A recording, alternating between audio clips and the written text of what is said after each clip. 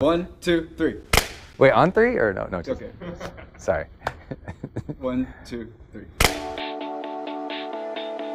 Welcome everyone to the Science of Success. We're proud to present to you the Success Live Speaker Series, featuring in-person interviews with some of the incredible speakers from the Success Live event, including Brendon Burchard, Peter Vu, Todd Davis, and Tom Bilyeu. Be sure to go to our website at successpodcast.com and sign up for our email list to receive tons of free evidence-based growth content from the #1 source on the internet, the Science of Success. Without further delay, here's the Success Live Speaker Series. Welcome everybody, I'm Austin Fabel, producer of the Science of Success podcast. We're here at Success Live in Long Beach, California, and I'm talking to Brendon Burchard. Hey, man. How you doing, man? I'm stoked about this. I am too. Thanks. Well, Brendon is a worldwide authority on human motivation and business marketing. I like how you say it. Can we get the audio of this? I don't it's know if cool you know when you this or say not, it. but you've become one of the most watched, quoted, and followed personal development coaches in history. Someone told me that. Your YouTube videos have been watched over 100 million times. Yeah, thanks, man. And you are the best-selling author of multiple books, but most recently, High Performance Habits, How Extraordinary People Become That Way. Yeah. Brendon, you're on the cover of the performance issue of Success magazine. How are you feeling? Pretty cool. I mean, you know what? Humbled first. This magazine changed my life. When I was a 19-year-old kid, I was sad, depressed, had a horrible experience, decided to change my life. We could talk about that later. But when I decided to change my life, I started reading Success magazine. Right. Started reading books by like Napoleon Hill and Dale Carnegie. I got all the Earl Nightingale tapes. I was listening to all the audios, for the Jim Rohns and the Zig Ziglars and Tony Robbins. And, those people were on Success or in Success or associated in some way. So when this guy, they was like, wow, that's big. And my mom likes it. Well, now you're on the cover, man. Yeah. You're a proud mom, right? Yeah, she's super stoked. I'm So sure. yeah, I you know what? Who's really happy and what makes me the most are longtime students. I look young on the cover because they photoshopped me, but I've been doing this since 2006 full time. Wow. And I've been, literally full time. Videos, blogs, posts, videos, trainings, seminars, coaching. And for 20 years straight, I've just studied this stuff incessantly. So to have it all come to fruition, all those longtime students, they're like, yeah, he's getting recognized. You're the top, like our champion. Yeah, they were happy about it. So. Very cool. Yeah. So in that realm, we're here at Success Live Summit. How do you define success? What does that mean in your life? Obviously, you're on the cover of the magazine. Yeah. What does that mean to you? Well, that's great. I don't have a pithy sentence, but to me, it's living your life with full intention. And as you're living your life with full intention, achieving your goals and still being a great person. Right. And being happy. And it's hard to do all those together because some people, they're very present, intentional, but they can't get anything done. Right. Sure. It's like the peace warriors, and then you got other people who are, very good at getting things done, but they wreck every relationship along the way. Right. And you have other people, decent marriage, spouse, family, good team. They can accomplish a lot of things, and they're not fulfilled. They're not happy inside. And I think that's lost on a lot of people. You can have all these metrics for success, but if you're not happy on the inside, it really, at the end of the day, doesn't mean anything. Yeah. Whoever's definition of success, whatever they define it as, they need to make it holistic. I can't give the perfect answer to anybody because we all have our own different definitions, but I hope their definition is holistic enough to think about, okay, how do I think about my career and my relationships and my health and my spiritual or psychological well-being. So I kind of combine them all, and what I do is every Sunday night, I know the measures of what's important to me. Meaning, I literally, on Sunday night, I sit down with a journal that I have, and I have these 10 categories that I want to do well on in my life, that I want to succeed in these areas. And I score myself from 1 to 10. 1, I sucked that week. I was off intention, I wasn't in alignment, I wasn't thinking about it. Sure. Or 10, I was awesome that week.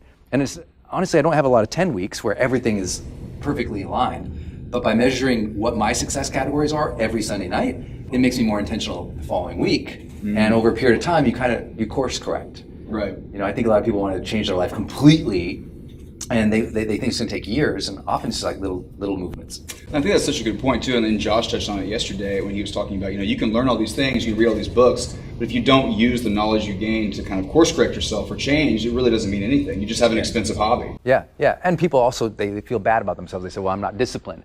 I'm like, it's not, You're not undisciplined or lacking discipline. Your issue is you're just not scoring at all. Right. You know, not keeping track of score. How do you ever get better? Yeah. So it doesn't give a way to improve. It's like if you know your health was a 5 last week, and you say, gosh, I want my health to be an 8, you know that on Monday you're probably going to eat a healthier lunch. Mm-hmm. It's just that kind of paying attention, because what happens most people is they go too many years, and then they suddenly find that they're unhappy, or they find that they're off track, or they have their midlife crisis because they discover it on one weekend at Vegas, you know? And it's like, the best way to discover that. Yeah, exactly. If you'd been looking the whole time, there would have been a problem. It's that you took your eye off, and that's what happens to people. They get so busy, caught in distraction, or not that they're lazy or even distracted, it's that they're overwhelmed by so much. They got 3 kids now, right, and the important job, and they're trying to be awesome at the PTA, and they're trying to be great on the field. They're trying to do so many things, and so the more things you take on, the more odds are you're going to drop a ball somewhere. Sure. So it's like if you're juggling 10,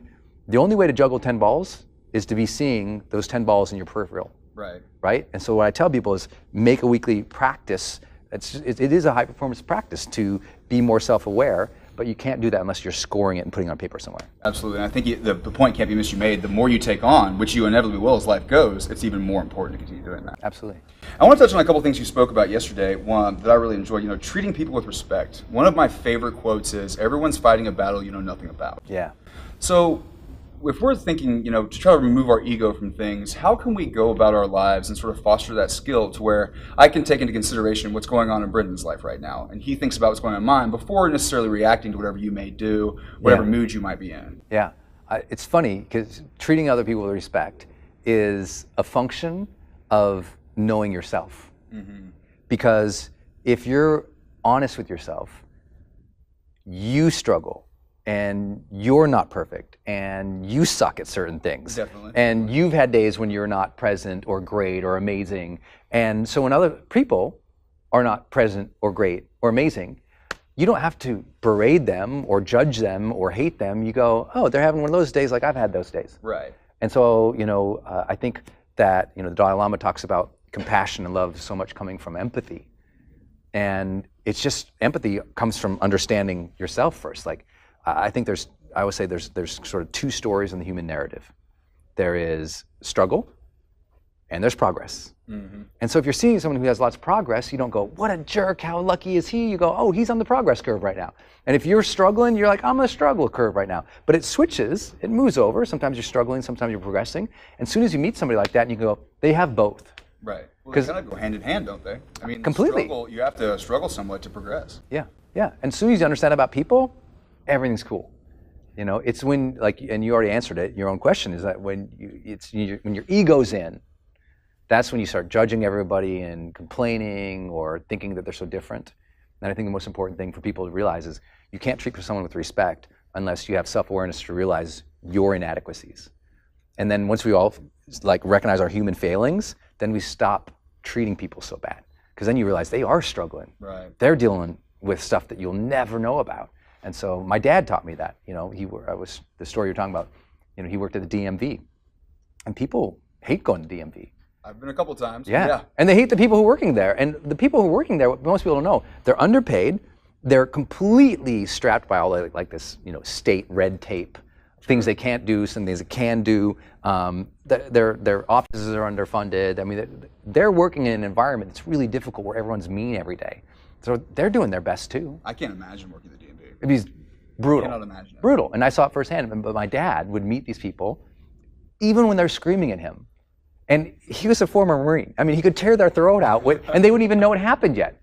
He'd tear their throat out and take a picture with it, and they still wouldn't know. He's so fast. But he never did. Have you seen that before? No. My dad was a weapon. I mean, Marines are weapons, sure. And they're the most amazing people. And he never, I shouldn't say never, he dealt with it with grace and aplomb and laughter. And even if they were really upset, he tried to help. Right. And he'd have them, try to help them breathe, calm down, He was really good at that, so that's a good example for me to have. I love that too, because it starts with within, like most things do. It starts with kind of recognizing your own flaws before you can consider those when you deal with other people. Yeah, I think that's one of the reasons I tell people, I say, if someone's really rude, they haven't traveled much. Right. Because you can't really be rude when you're traveling somewhere strange and get away with it. Yeah, or if you do get away with it, the more you travel the world, the more you respect people. Because you see the conditions that other people live in, and it makes you more grateful. And as soon as you touch just an ounce of gratitude in your heart, you respect people more because you realize the human struggle. Right. So another thing you talked about is investing in yourself. If I was to kind of be starting down this road, what would be the first step? Like, what's the most bang for my buck I can get when I'm investing in myself? Does it even take a buck? No, I mean, everyone can go to TED.com and watch a ton of videos. Everyone can download, dozens and dozens of podcasts, your podcast, anybody's podcasts, and start learning about it. But I mean, the biggest bang for the buck, hands down, I would say, and this isn't just my opinion because I do them, but it'd be seminars.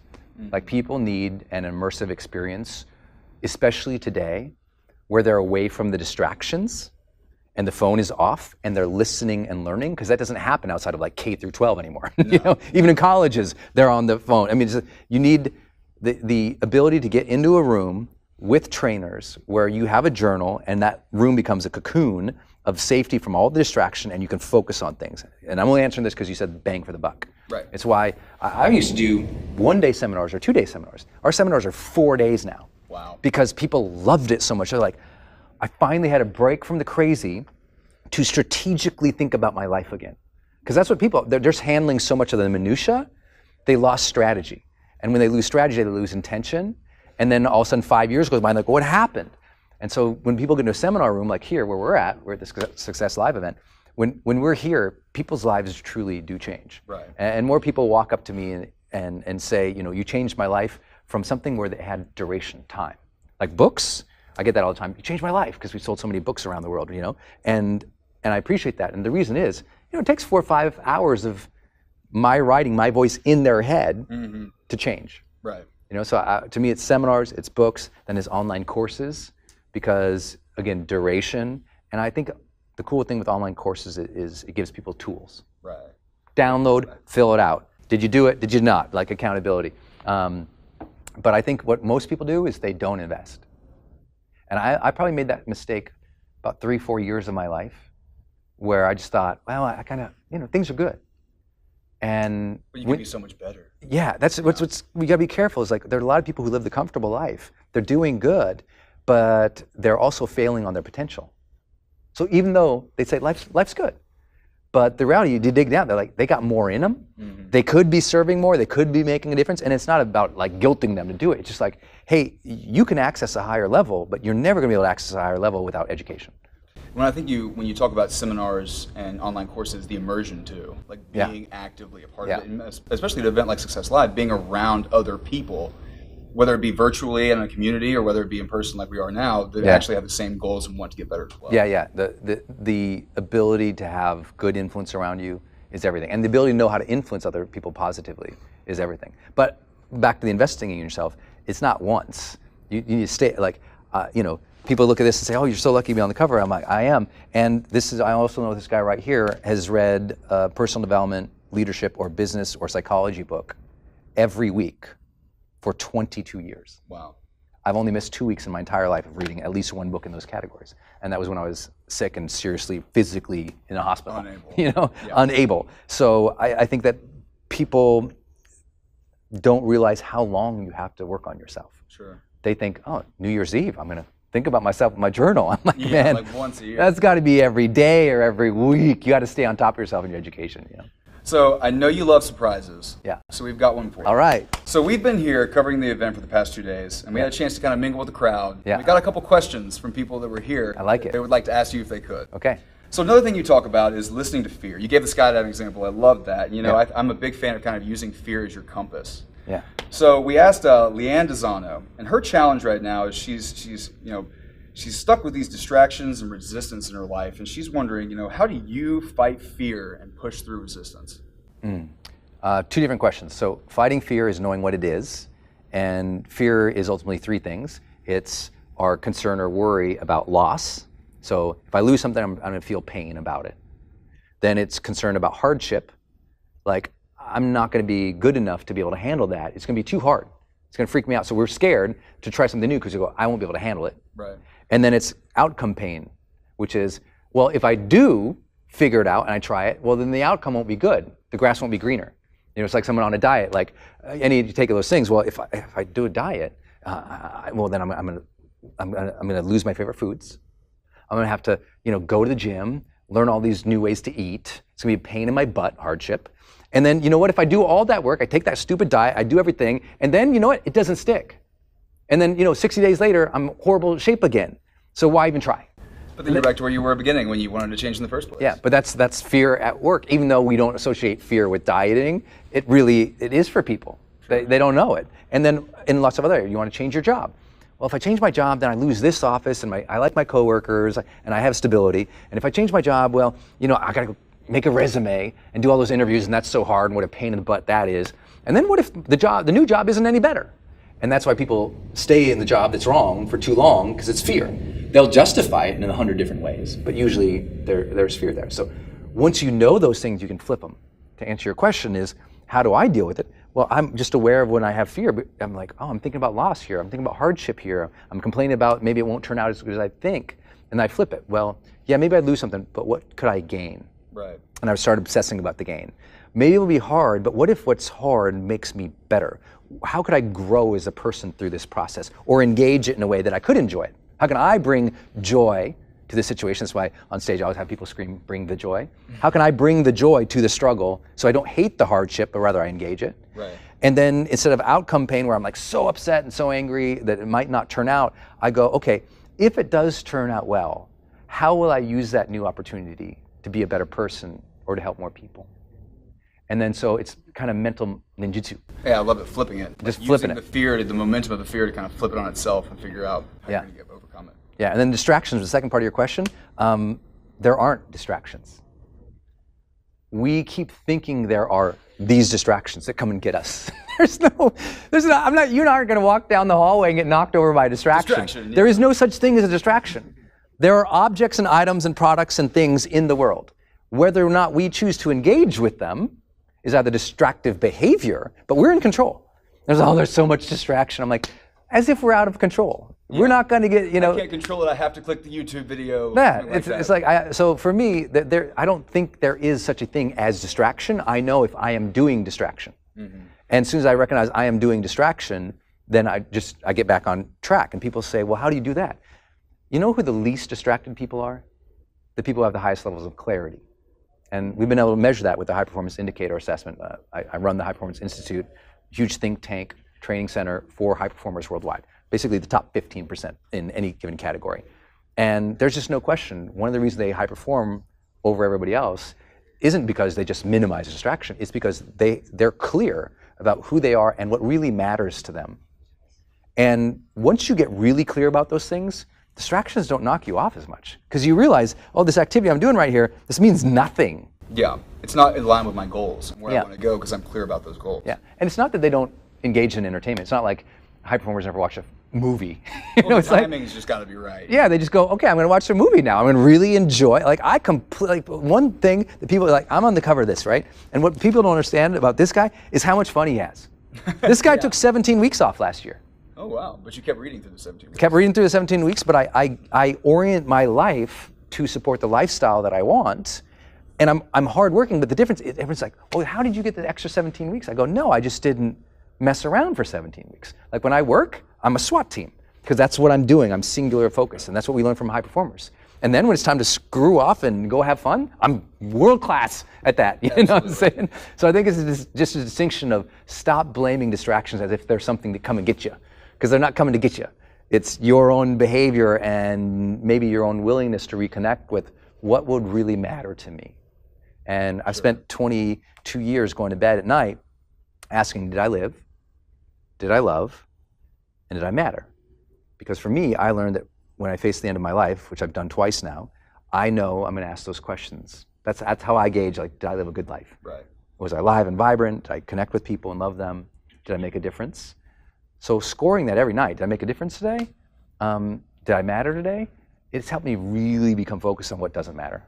Well, if you take stock every day, that leads to weeks, to months, yeah, to a life where you know you've mattered. It's consistency. Absolutely. Brendon, this has been great. Oh man, this has been great. I appreciate the time. Yeah. We'll be sure to include links to the book and everything you're doing in the show notes. But really appreciate the time, man, and much continued success to you. All right, congratulations on everything you're doing, man. Thank you. So cool. We hope you enjoyed our interview from the Success Live event. Be sure to go to our website for all of the other amazing interviews and tons of additional free content from the #1 evidence-based growth source on the internet, The Science of Success. Get all this and more sent directly to your inbox by going to successpodcast.com and signing up for our email list today.